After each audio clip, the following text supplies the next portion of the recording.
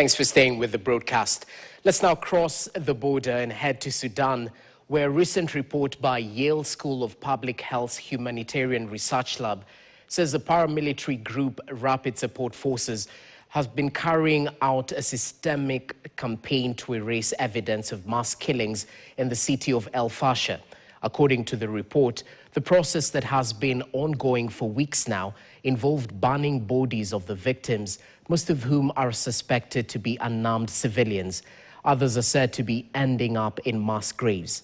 It is indeed a morbid campaign that has dominated headlines across the world, with Fasher being the latest theater of conflict and violations. In this feature, we look at how RSF has been a thorn in the flesh of populations, not just in Fasher, but also in Khartoum and Omdurman, which were controlled by the group until March this year. Kenya, United Arab Emirates, Chad, and South Sudan have been blamed for supporting RSF. Here is Sudan's War on Ruts, as produced by Alex Kiarie.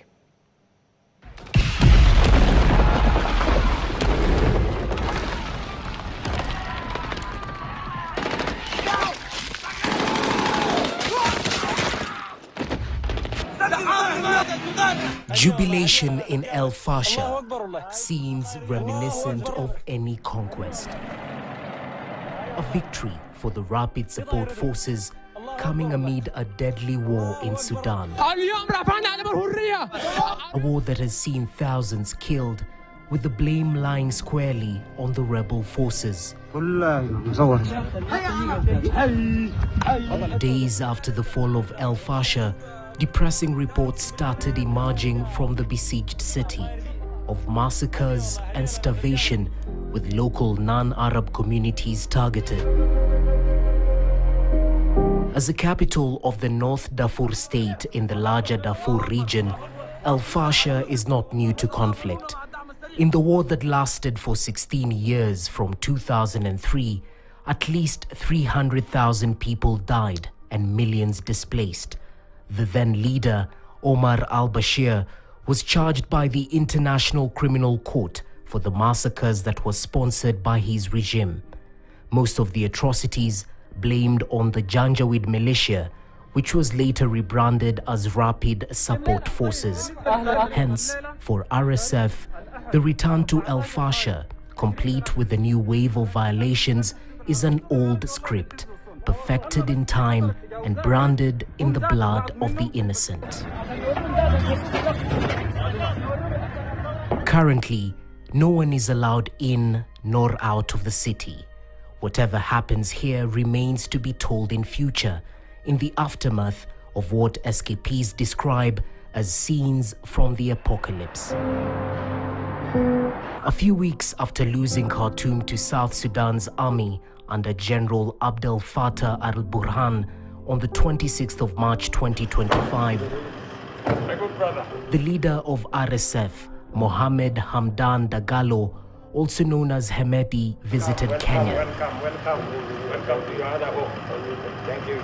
This elicited criticism directed at the Kenyan head of state, who was accused of being complicit in the atrocities linked to the rebel group. Hemeti is a controversial figure in Sudan and the region. His meeting with the Kenyan president also saw his outfit announce a parallel government in Nairobi months before RSF captured Fasher. I'd like to thank Kenya for hosting and facilitating this gathering. A draft constitution for Sudan, which we have a transitional government for all the people who have founded this entity. There are claims that after being kicked out of Khartoum, RSF retreated back to its base and is trying to carve its own state out of the larger Sudan. However, the appalling human rights abuses that are being reported from the city of Fasher are unsettling.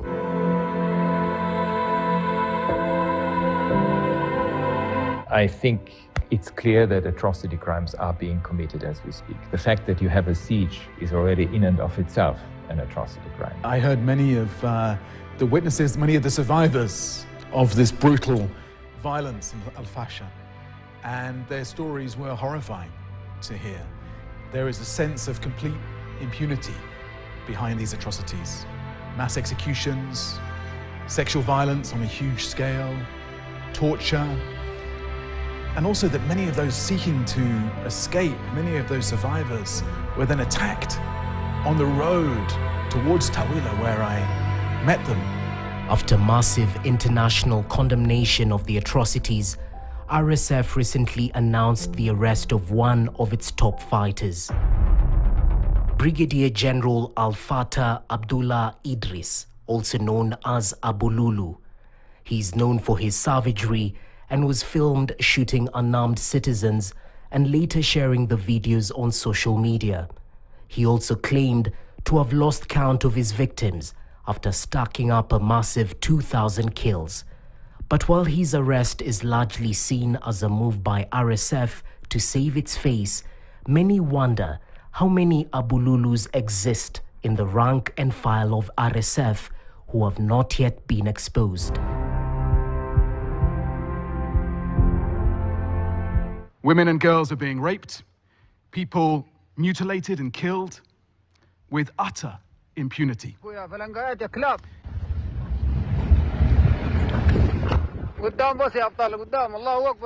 RSF and Hemeti, committing such atrocities, as it is now being claimed, fits a man with a huge ambition of leading Sudan.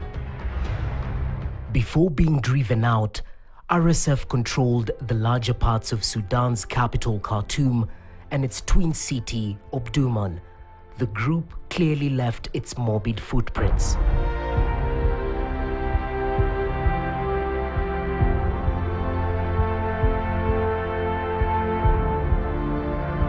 For cities that had remained peaceful as the south and west of the nation burned, the locals were dealing with a very new yet aggressive enemy.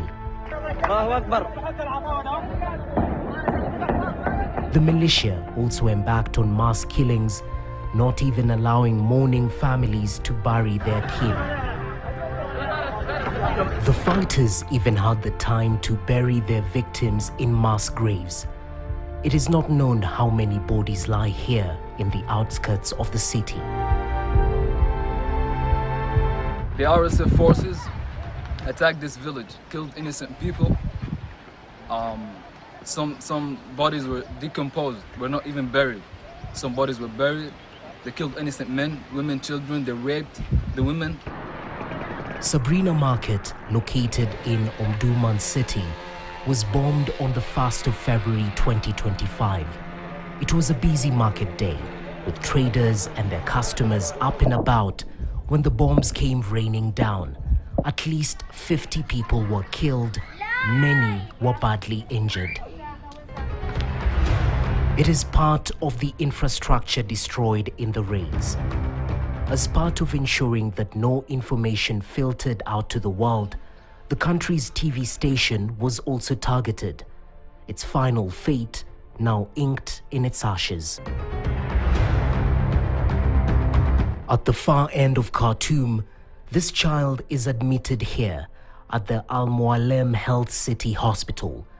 It is not known what he is suffering from, but he is afflicted. This is one of the hospitals targeted by RSF fighters during their reign. It was reported that they targeted such facilities, stole medical equipment and drugs to be used to treat their wounded colleagues. The militia took all of the drugs from pharmacies and stole it and sold it at the market. After it's stole, they come back and give it to you with as you can resell it again. Outside, the empty mortar shells remain as a testament of the intensity of the conflict. As the militia control the city, it turned some of the buildings into prisons for the masses. Here, more atrocities were committed. Many women were raped, some now housed at this facility in Port Sudan. Many rapes have been registered in police stations and witnessed by the people many rapes for women.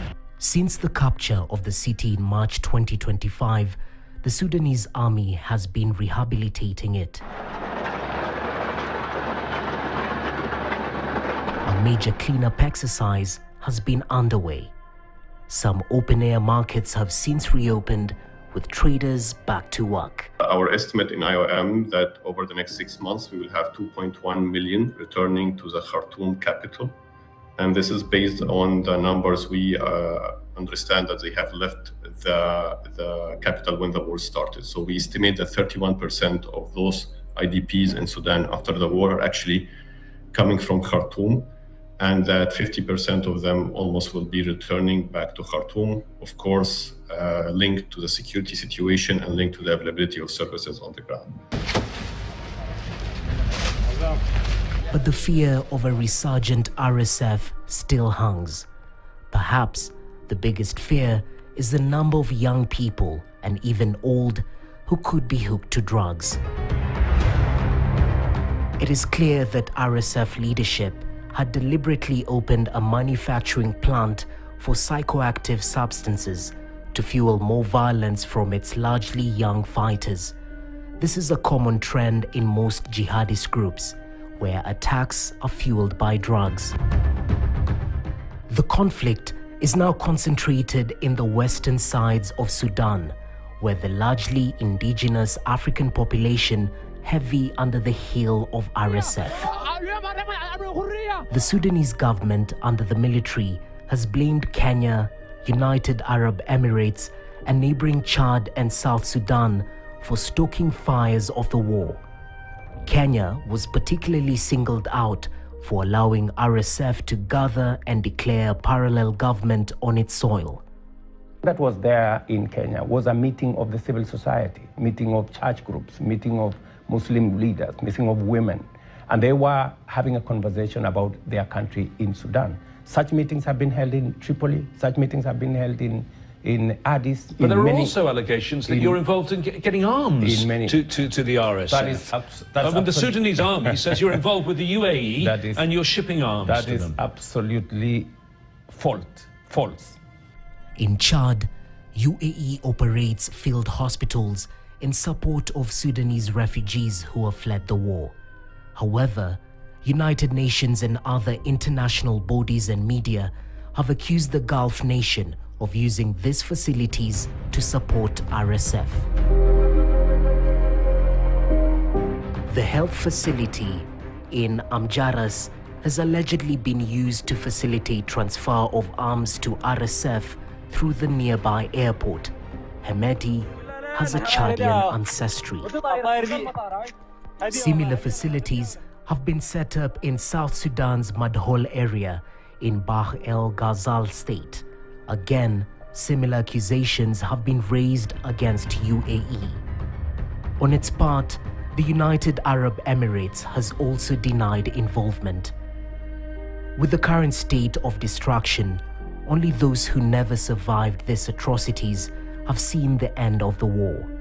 But it is the wish of the survivors and the people of Sudan that this war never began in the first place. But for now, it seems the war in Sudan is always an ego and gunshot away. Hence the nation is stuck in this rut.